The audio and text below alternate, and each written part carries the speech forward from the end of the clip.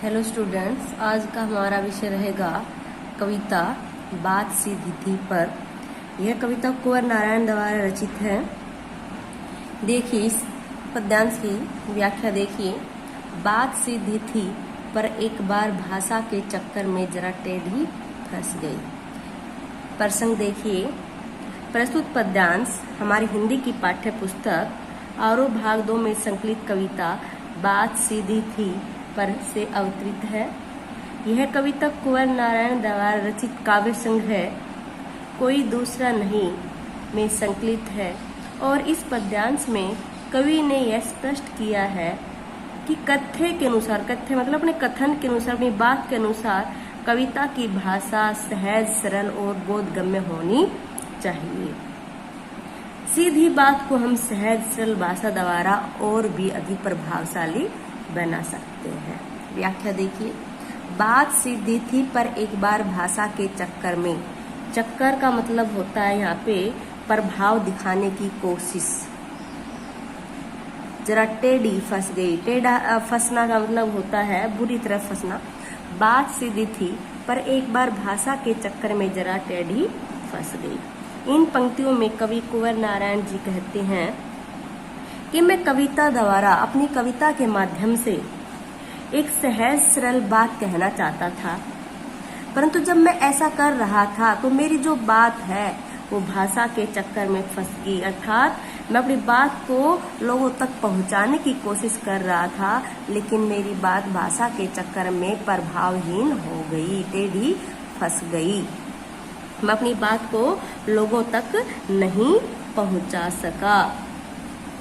उसे पाने की कोशिश में भाषा को उल्टा पलटा, तोड़ा मरोड़ा, घुमाया कि बात या तो बने या फिर भाषा से बाहर आए।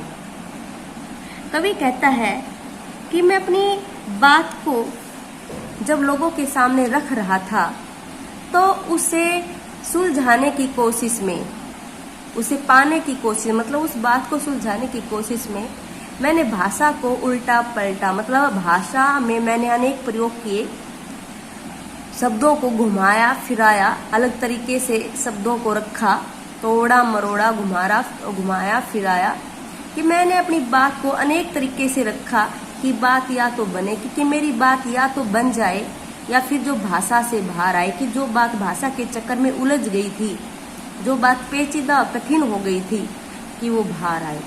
लेकिन इससे भाषा के साथ साथ, लेकिन जब मैं अपनी बात को कह रहा था तो मेरी बात भाषा के साथ साथ और भी पेचीदा मतलब और भी कठिन होती चली गई। मेरा जो कथन है वो बहुत ज्यादा जटिल होता चला गया और मैं अपनी बात लोगों तक नहीं पहुंचा सका। सारी मुश्किल को धैर्य से समझे बिना मैं पेच को खोलने के बजाय उसे बेतरह कसता चला जा रहा था, क्योंकि इस कर्तव्य पर मुझे साफ सुनाई दे रही थी तमाशबीनों की शाबाशी और वाह वाह। प्रसंग समान रहेगा, केवल इस पहरे के अंदर जो बात कही गई है प्रसंग में आपको सिर्फ वो बात बतानी है और कवि, कविता, ये सब चीज सेम रहेंगी, समान रहेंगी। सारी मुश्किल को धैर्य से समझे बिना, कवि कह रहा है कि जब मेरी बात भाषा के चक्कर में फंस गई थी तो मैं इस कठिनाई को बिना धैर्य से समझे बिना, अपनी बात को, कठिनाई को मैं समझ नहीं पा रहा था और मैं एक कारीगर की भांति कि मैं पेच को खोलने के बजाय उसे बेतरह कसता चला गया, कि मैंने अपनी बात को समझा नहीं कि वो इतनी जटिल क्यों हो गई, लेकिन एक कारीगर की भांति, जिस प्रकार एक कारीगर पेच को खोलता है और जब वो पेच नहीं खुलता, जब उसकी चूड़ी मर जाती है तो उस पेच को वो बेतरह मतलब जबरदस्ती उसको कस देता है, वहीं ठोक देता है।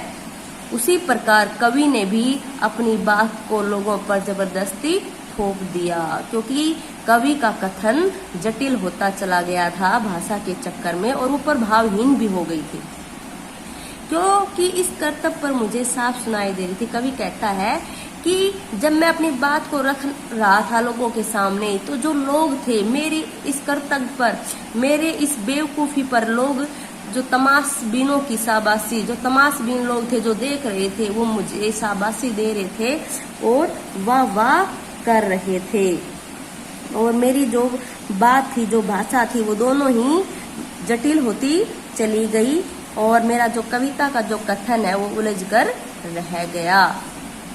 आखिरकार वही हुआ जिसका मुझे डर था। जोर जबरदस्ती से बात की चूड़ी मर गई और वह भाषा में बेकार घूमने लगी। हार कर मैंने उसे कील की तरह ठोक दिया।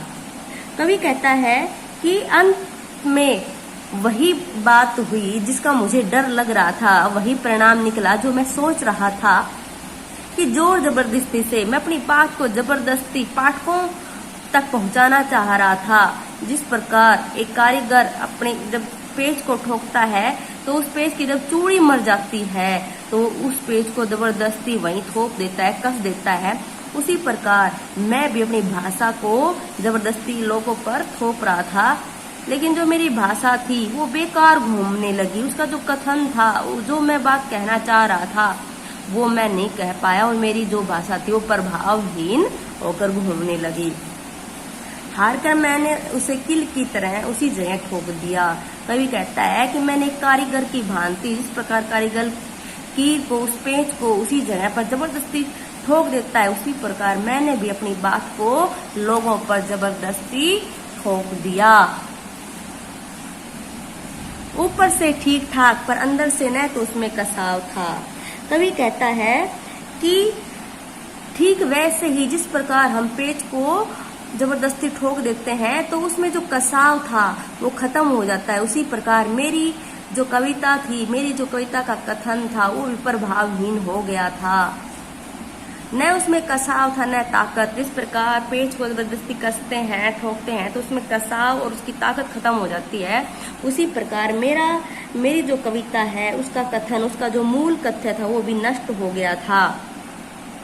बात ने जो एक शरारती बच्चे की तरह मुझसे खेल रही थी। कवि कहता है जिस प्रकार एक शरारती बच्चा खेलता है उसी प्रकार मेरा जो कथन था, मेरी जो बात थी वो मुझसे एक बच्चे की भांति खिलवाड़ कर रही थी, क्रीड़ा कर रही थी। क्रीड़ा का मतलब होता है खेलना।